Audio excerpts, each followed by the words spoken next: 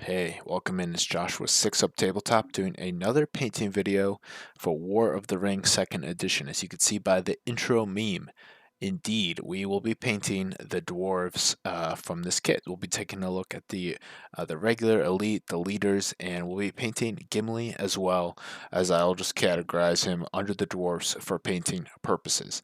This is the second video I've done. I've previously had an Isengard one, so go check that one out.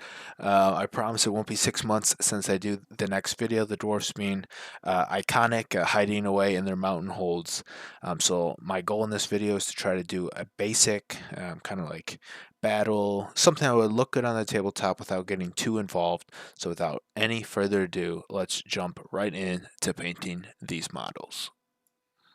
Starting off, I just have a couple photos showing a basic Zenithal highlight that I have for these models, just black base coat, then a little bit of white primer sprayed over the top. Starting off with Vallejo leather. I just love this paint, keep using it in multiple videos, and I'll keep using it until the pot runs out. As I go through a couple of these initial paints, I want to describe a little bit kind of the strategy that I'm trying to employ here. I'm trying to use a couple paints, and, try to keep the paint limit down and try to use some of the same colors across the different dwarf units, basically. So the regulars, the elites, the leaders, and as well as Gimli, I want to kind of be able to use some of the same paints on the range. So moving on, we have a green here by Scale Color. I absolutely love that. Scale Color artist range. I wish I could have all my paints as Scale Color artists, but unfortunately I could not afford that, as they are pretty expensive per pot. I'm trying out a new color here, bronze from Vallejo Motto color. Overall, I really like the use of that. So I handle basically every scale, scale plate that these dwarves have with that bronze color.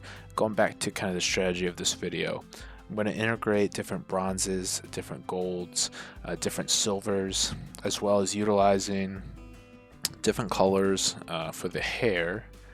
And basically, as the dwarves ascend in rank, essentially, they're going to look like they're older dwarves. So starting with like gray and red beards, and then the leaders are going to have white beards to show their veteran status. So this is actually something I picked up from another video from Cult of Paint, something similar of how to do this dwarf skin using the flayed one flesh and then mixing a 1 part water, 1 part night quester flesh, mixing that up and then kind of using that as a wash over the flayed one flesh. And for models of these scale, it works quite well. Like I talked about earlier, keeping the red for the beards of the younger dwarves.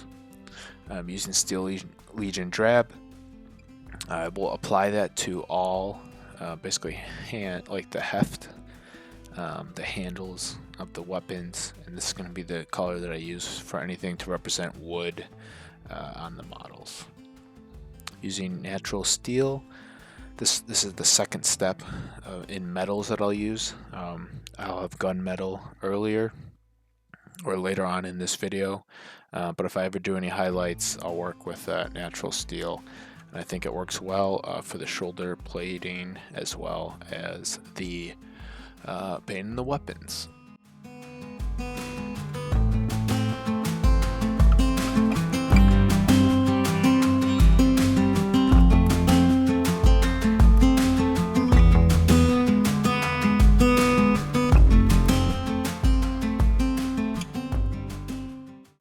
Last but not least, using Vallejo Black, just doing a little bit of edge highlighting on the cloak and the belt as well.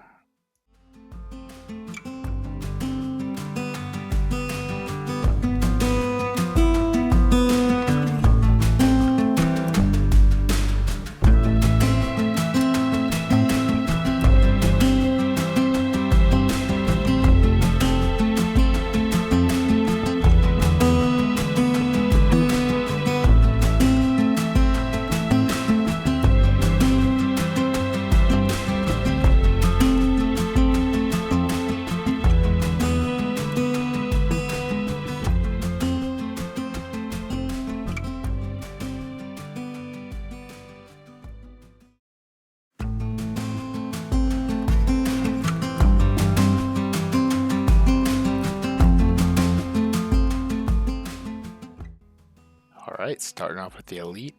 With gunmetal, we'll apply this to the axe. This is from 8K Interactive and another favorite paint of mine. So we'll be doing the axe, and then we'll be handling the scale mail and the scabbard as well for this model.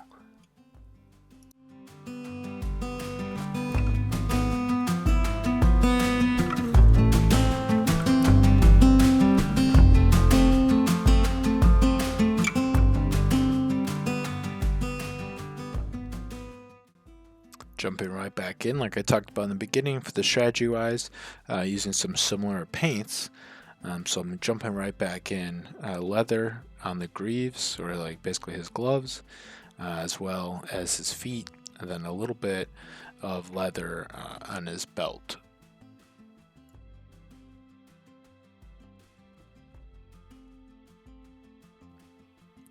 Continuing, same skin concept we're using here, Flayed One Flesh.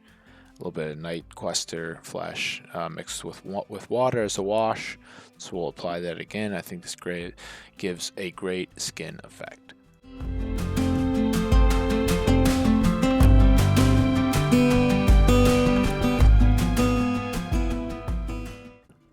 Using Scale Color Decayed Metal, I'll be painting his shoulders as well as his helmet, and the hilt and the little end of his sword as well. And so this is just another concept. Basically, you don't have to use these exact paints, but the idea here is that you'll have a couple metallics that you want to use, and you want to replicate some version of that metallics across the different models. In this instance, I think the decayed metal is going to look a little bit too flat, so I will end up eventually highlighting it. That's coming up just shortly after I finish doing the weapon staff again, like I talked about. So yeah, this is basically one part scale decayed metal and the other part old gold, and so I just mixed this on my palette. You can see a little bit even as the light is catching it. I'm raising the level by adding a little bit of gold onto that model, and then I'll basically use that to edge highlight basically any area where I put down the decayed metal. And to not stray too far from the path of the name lovingly given Greybeards, as some might call them. So for the Elite, I will be having a Greybeard, and so this is Black Gray by Vallejo. And just apply that to the beard. The only thing I would recommend here is just using a fine tip brush on these, just being pretty careful and just trying to keep your strokes going down. I add a little bit of white on the palette that I have here and just highlight a little bit. I do think that in general, darker color beards do need a little bit of highlighting.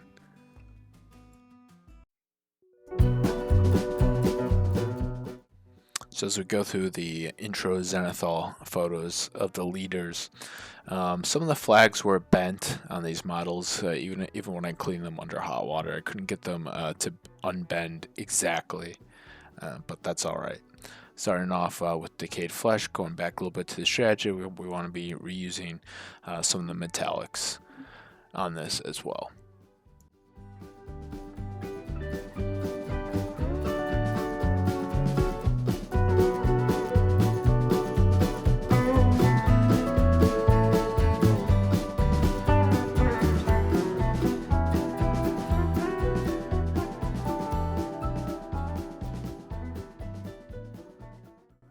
Using once again same skin strategy here, except now there's even less.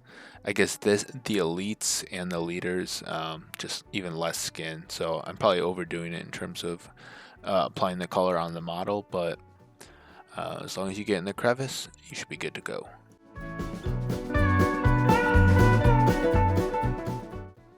Applying natural steel onto the pauldrons, and this is kind of a flip-flop from the elites. Excuse me. The leaders will have silver helmets, silver pauldrons. So this is just, even though they're essentially the same model, except one has the axe and the other has the flag.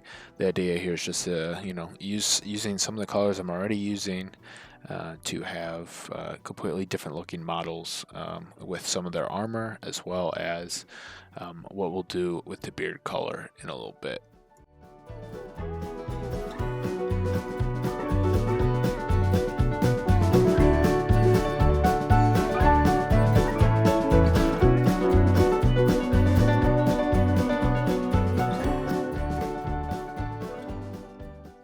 So I chose the Fang from Citadel.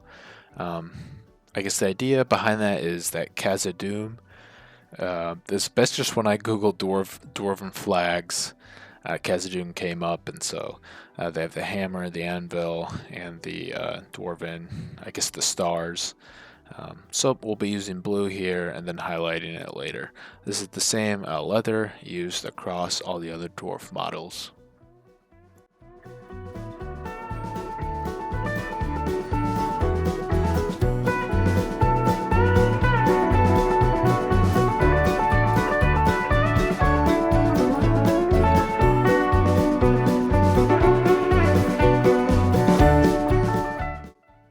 Last but not least, for the dwarf, we're using a little light green gray. So that will be used to paint the beard, as well as the symbols on the dwarf flag.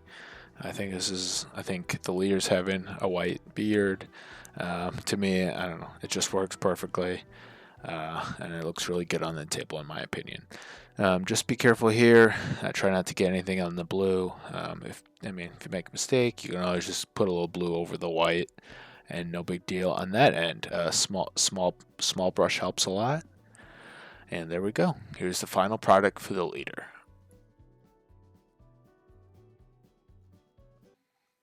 Alright, starting the first member of the Fellowship. Included in this video, I think he just goes quite well with all the other dwarves, Gimli, son of Gloin. Just talking a bit of the style. The artist, I believe John Howe, these are some of his interpretations, the art that he created. As you can see, Gimli he's dressed in something similar. I think I saw a comment that it's similar to like a Russian medieval armor set, and so a little bit different than what we'd associate typically as we see in the Hollywood movies of Lord of the Rings. But I do want to honor the artistic style in this game, and so our first color will be the gunmetal. And that is basically applied over every part metal and then the chain plate as well. Using the decayed flesh that we have earlier, I'll be using his hand weapon, and just as the first step, we'll apply the decayed flesh there.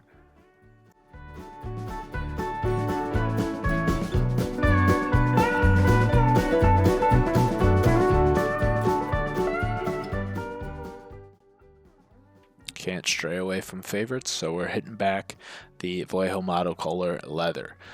Just going on his, his feet, and then his tunic, the little bit that shows underneath the chain mail, and we'll just hit that all with leather. If you really want to, you could change the color up here. Any of the colors used here, it doesn't have to be this exact color, something similar. But I think the strategy holds pretty well in making this kind of easy to paint. And there's plenty of opportunities in these videos where, you see where you could apply a highlight. We could, take it up a notch. But at the end of the day, I really don't want to spend a ton of time. Now, if you wanted to, it would definitely to be on the Fellowship characters. But ultimately on the game board, they are quite small.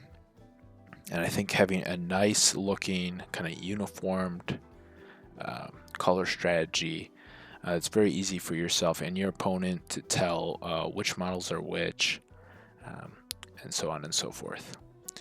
Pretty interesting on this Gimli model, there's like a clear sculpt of one of his arms and hand not being armored.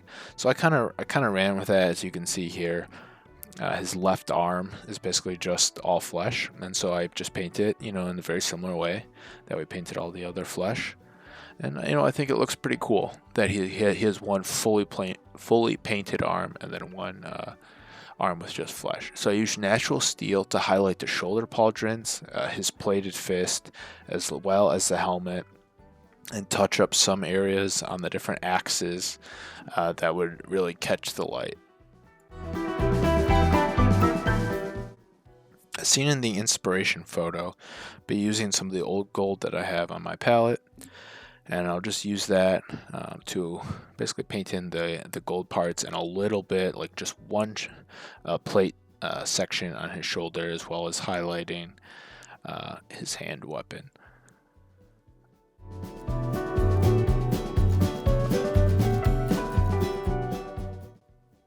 Alright, so Gimli really, wouldn't be Gimli without his red beard, so that's kind of the angle we're going with here, using Hall Red from Vallejo Model Color. And I think it really just pops when you add that red to the model. Just really completes the story.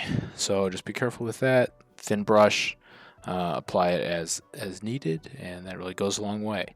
Because he is a member of the Fellowship, I just wanted to add a little bit more detail here. So I do mix a little bit of the flayed one flesh, night cluster flesh, with a little bit of water. Just keep it thin. You can always do multiple thin coats. It's better than like one big coat when it comes to highlighting flesh.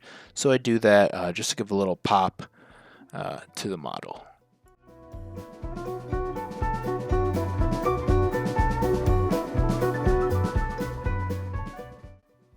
Now that we are all done with Gimli, we'll move forward, and I'll just be demonstrating this on the leader. But I'm using Aptalung 502, I believe this is Dark Mud, mixing that with some mineral spirits. A little bit different than the mix I used for my Isengard video. But yeah, I just want kind of like a dark mud, a dark brown, and I just will apply this all over the model.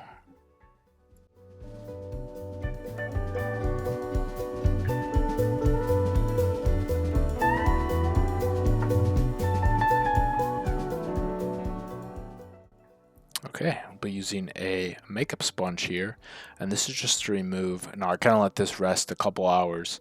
I don't have any mineral spirits in the makeup brush or anything, so I'll just be dabbing it, kind of scraping it a little bit, just to get some of the oil paint off the top, and to leave a little bit in the recess.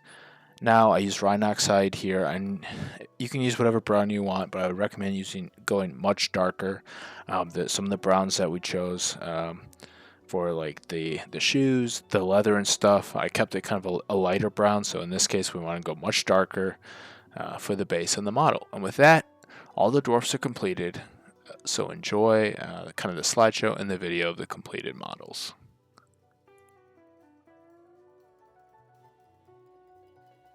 As the video scrolls and the pictures pass by, just wanted to thank you for stopping by the channel, taking a look at this video.